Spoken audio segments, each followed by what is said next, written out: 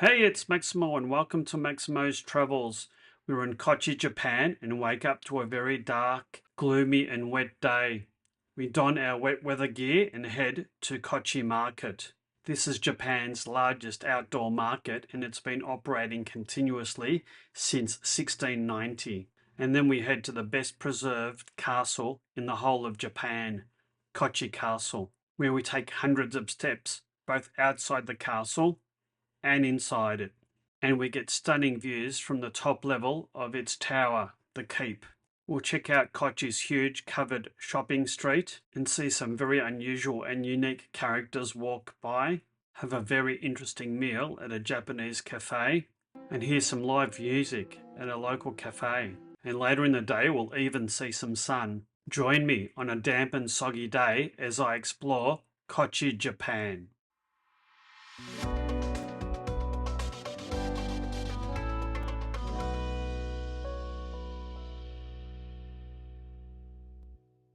It was our first full day in Kochi. We woke up fairly early on a Sunday morning and unfortunately the weather hadn't improved from overnight. In fact, it was worse, much colder and much wetter. The view from our hotel room didn't fill us with much confidence. After breakfast, we set out from the hotel twice, once without rain pants and once with rain pants because it was raining that hard. It's Sunday morning and we're walking over to the Sunday markets in Kochi. As you can probably tell, these aren't ideal conditions to be walking, but you've got to make the most of it while we're here. Isn't that right, Joe? I couldn't hear what you said. I said it's not ideal conditions, but you've got to make the most of it while we're here. We came prepared. We did. We certainly did. Let's keep walking. And here's a handy tip for you. We've been to Japan 4 times, and on every single trip, no matter where we were or what season was, we were rained on heavily. So if you're contemplating traveling to Japan, make sure you bring a good quality travel umbrella and a 100% waterproof jacket. You'll thank me for it. We were on our way to the Kochi Sunday Market and we sought out shelter wherever we could in order to get some respite from the heavy rain. We were thankful that Kochi has quite a long obiyamachi, or covered shopping alleyway. The Kochi Sunday Market was around about 1 kilometre from our hotel, the Omo 7. And I think the locals had pretty much the same idea that we had. Used the covered shopping alleyways and walkways to try and keep that little bit drier. And we reached the market after a 15-minute or so walk. Well, we've arrived at the Sunday Market at Kochi. Just as the rain is starting to pelt down. From what I can see, not all the vendors are here. Don't blame them really. Pretty miserable day. We arranged our visit to Kochi to coincide with the Sunday Market. It's such a pity that it was so wet. The Kochi Sunday Market is the largest open-air market in the whole of Japan. It's got a rich history of over 300 years as it first began in 1690. The market is only open on Sunday and it's open every Sunday except New Year's Day and the Yosokai festival that happens in the middle of August. It's quite a long market. It covers quite a few city blocks and the stalls there sell everything from fresh fish to flowers to hardware, you name it, it gets sold here.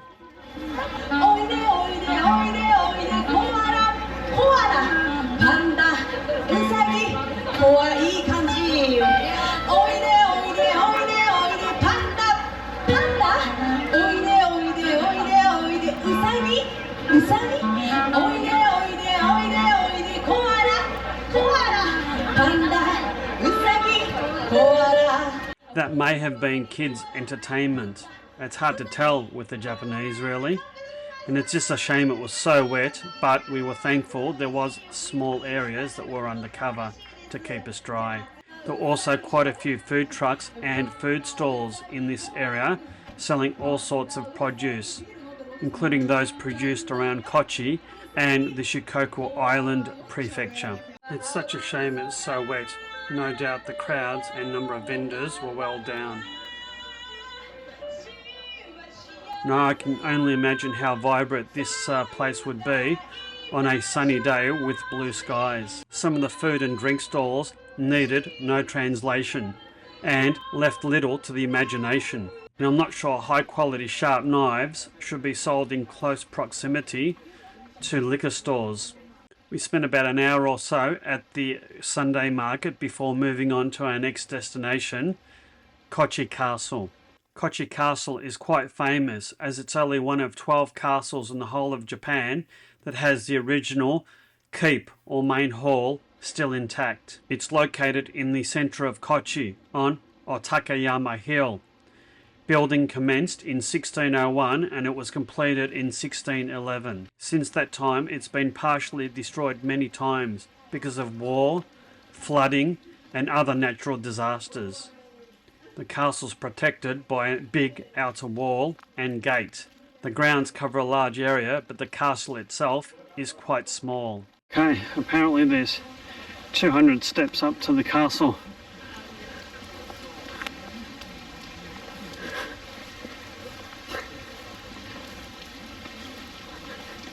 There's one thing for sure, there's heaps of steps in Japan.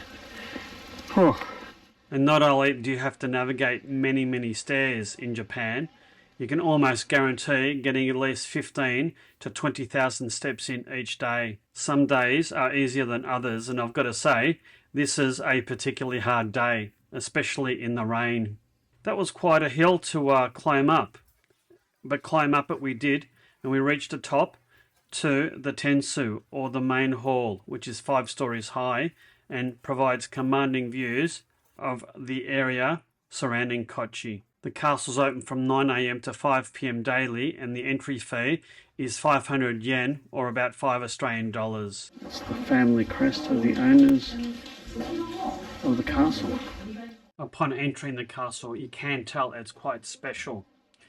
Much of the original fortress burnt down in 1727, and it was reconstructed between 1729 and 1753. The castle survived World War II unscathed and underwent a major renovation from 1948 to 1959 due to an earthquake.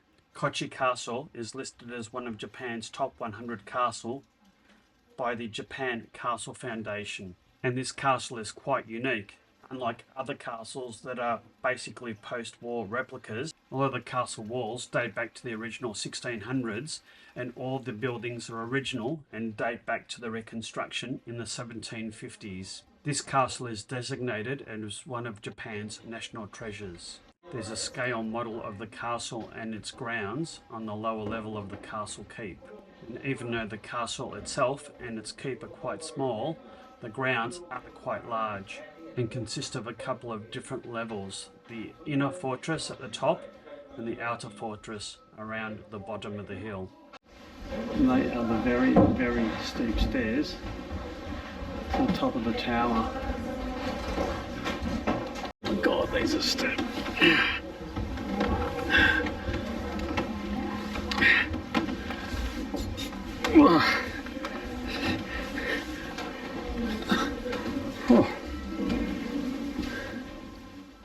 The main keep is 4 stories but 5 levels, and I think it was designed that way to confuse the enemy in the event of an attack. It's also quite dark inside and the windows are quite small, again by design. You're in your socks, so the stairs are not only slippery, they're quite steep, and you almost need to be a contortionist to try and get up to the very top of the tower. The castle survived a 1945 air raid that devastated the city of Kochi, but it was largely destroyed by an earthquake a year later. It was rebuilt between 1948 and 1959 using original methods and materials as much as possible. Those stairs were an absolute killer. I'm at the top.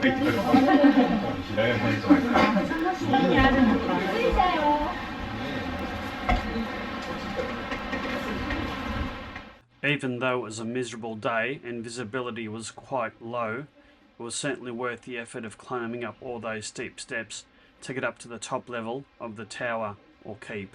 The castle is located in the centre of Kochi, and you can see the whole of the city from its 360-degree views from the top level of the keep.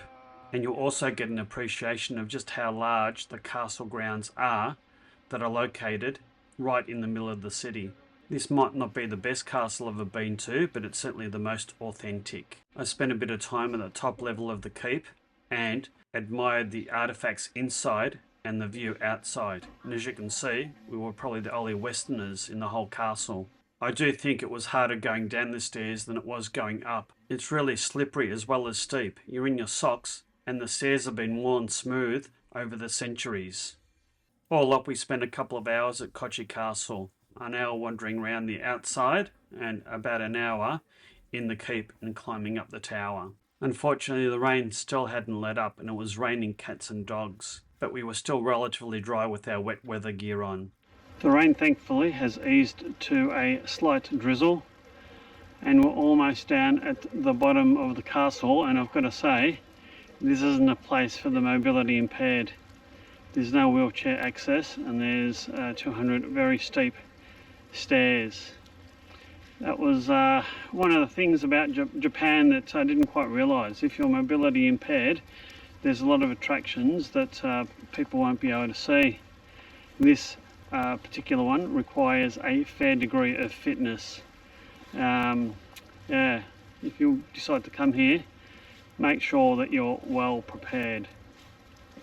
And speaking of preparation, Jo is the epitome of being prepared. She has an umbrella, she has rain pants, waterproof boots. This is the latest in fashion. Clearly, and a waterproof over jacket. Mm-hmm. And we're dry, we're warm, but we're tired. Those stairs are a killer. They are. I just spoke to a nice couple. Yeah. There.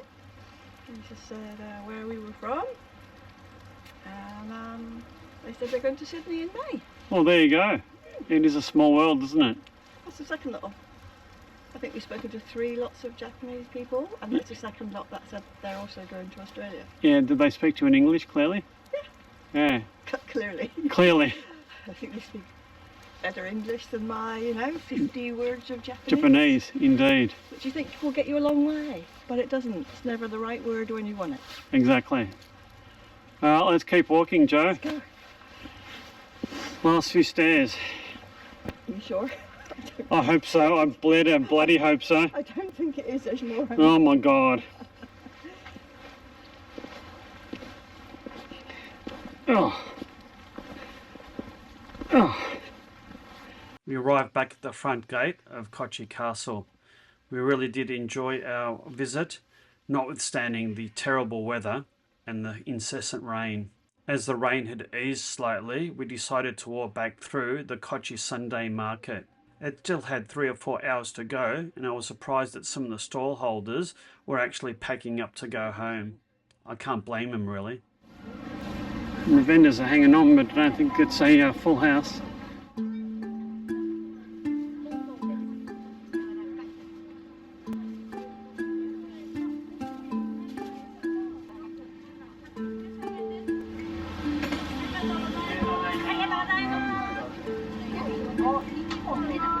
Sweet potato balls.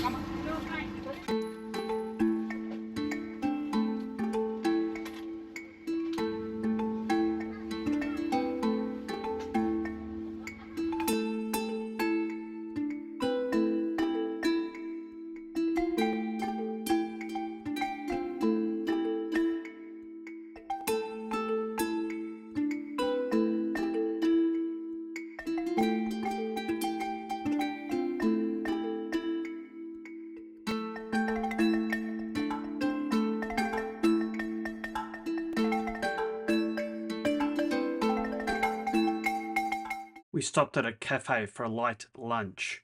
Ramasan de Cafe, the House of Coffee.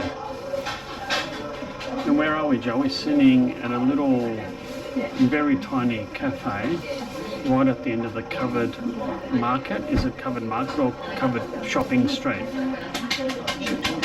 Shotingai. Shotingai. And it's a delightful little spot, full of character. Our lunch has arrived. I have a red bean paste with mochi, something that I'm not really sure is in the middle, and that's probably green tea. And you've got a lemon cake. That looks really, really nice. Coffee on the way. Yeah, feast for lunch. Enjoy. The red bean mochi dish was gluten-free and had a very unique consistency and was quite hard to eat. It's steamed up. How is it? It's really nice. It's quite beany. Beany? Beany, well, it's red beans. I know, I can see. Oh my god. So don't make a mess. So oh yeah. Yeah. The red beans. It's quite nice. I guess it is a soup. You will. It's sweet. You do get to drink it, I think, somewhat. Quite beany. What a surprise. That was quite a unique dish I had at that cafe. After having warmed up and dried off a bit, we continued walking through the covered walkway of the shopping arcade and had a look around the rest of Kochi.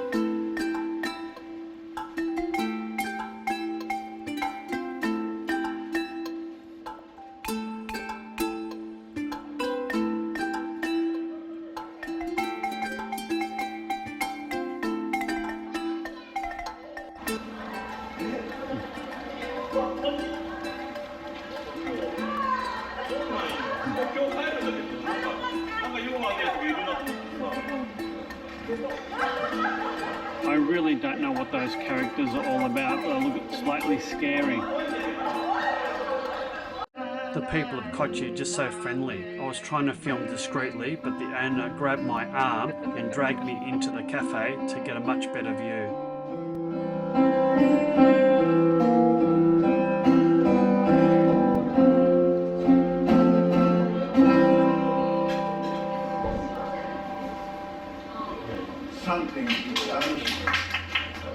By this stage it was early afternoon.